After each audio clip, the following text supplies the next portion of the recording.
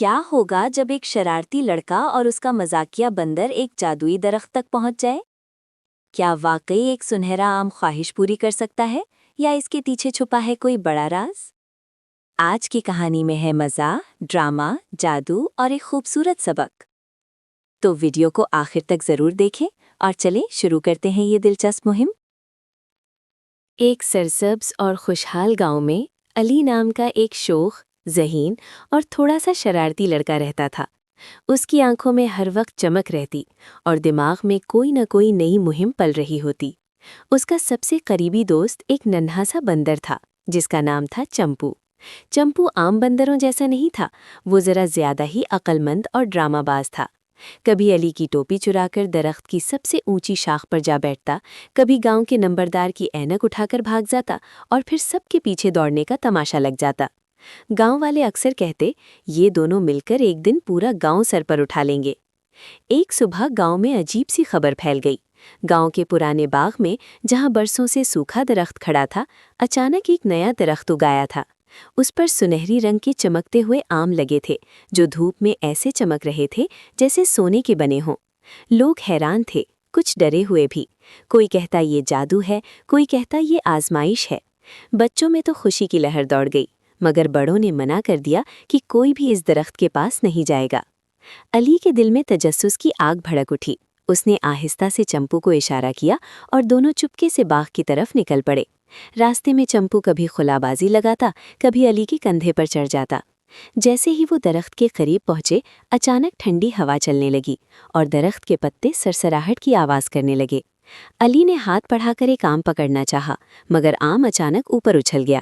چمپو نے چھلانگ لگائی تو آم اس کے سر سے ٹکرایا اور وہ الٹا لٹک گیا۔ علی ہنس ہنس کر دوہرا ہو گیا، جبکہ چمپو غصے میں منہ بنا کر چیخنے لگا۔ اچانک زمین ہلکی سی کانپی اور درخت کے پیچھے سے ایک بوڑھا شخص نمودار ہوا۔ اس کی لمبی سفید داڑھی تھی، آنکھوں میں عجیب سی چمک اور ہاتھ میں لکڑی کا عصا۔ اس نے گہری آواز میں کہا، یہ عام آم نہیں ہے، یہ جادوئی آم ہے۔ صرف وہی شخص اسے حاصل کر سکتا ہے جو اپنی خواہش دوسروں کے لیے مانگے، نہ کہ اپنے لیے۔ علی کا دل تیزی سے دھڑکنے لگا۔ وہ تو سوچ کر آیا تھا کہ ایک نئی سائیکل مانگے گا یا شاید ڈھیروں مٹھائیاں۔ اس نے چمپو کی طرف دیکھا۔ چمپو بھی غیر معمولی طور پر خاموش تھا۔ علی کو اپنا اسکول یاد آیا، جس کی دیواریں ٹوٹی ہوئی تھیں، بچے زمین پر بیٹھ کر پڑھتے تھے اور کئی بچوں کے پاس کتابیں بھی نہیں تھیں۔ اس نے گہری سانس لی اور کہا، میں چاہتا ہوں کہ ہمارے گاؤں کا اسکول ٹھیک ہو جائے اور سب بچوں کو کتابیں مل جائیں۔ چند لمحے خاموشی چھائی رہی، پھر درخت سے سنہری روشنی نکلنے لگی، ہوا میں چمکدار سرے کارنے لگے۔ ایک آم آہستہ سے ٹوٹ کر علی کے ہاتھ میں آ گرا۔ بوڑھے شخص کے چہرے پر مسکراہٹ آئی اور وہ دھیرے دھیرے غائب ہو گیا۔ اگلی صبح گاؤں میں عجیب منظر تھا۔ اسکول کی عمارت نہیں لگ رہی تھی، دیواریں رنگین تھیں، اندر میزیں اور کرسیاں موجود تھیں اور الماریوں میں نئی کتابیں سجی ہوئی تھیں۔ بچے خوشی سے اچھل رہے تھے، گاؤں والے حیرت میں ایک دوسرے کو دیکھ رہے تھے۔ کسی کو سمجھ نہیں آ رہا تھا کہ یہ سب کیسے ہوا۔ علی خاموشی سے کھڑا مسکرا رہا تھا۔ چمپو خوشی میں اسکول کی چھت پر چڑھ گیا اور وہی سنہری آم کھانے لگا جو علی کے ہاتھ میں آیا تھا۔ جیسے ہی اس نے ایک بڑا سا نوالا لیا، اچانک اس کی آواز بدل گئی۔ اب وہ بندر کی طرح نہیں بلکہ بکری کی طرح میں کرنے لگا۔ بچے زور زور سے ہنسنے لگے۔ علی پیٹ پکڑ کر زمین پر بیٹھ گیا اور چمپو حیران ہو کر اپنی آواز سننے لگا۔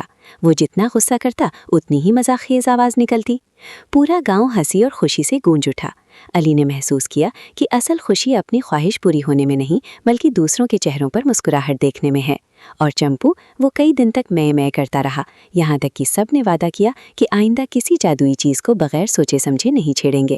اس دن کے بعد علی اور چمپو کی شرارتیں تو جاری رہیں، مگر ان کے دل میں یہ بات ہمیشہ کے لیے بس گئی کہ سب سے بڑا جادو نیک نیتی اور دوسروں کے لیے سوچنے میں ہے۔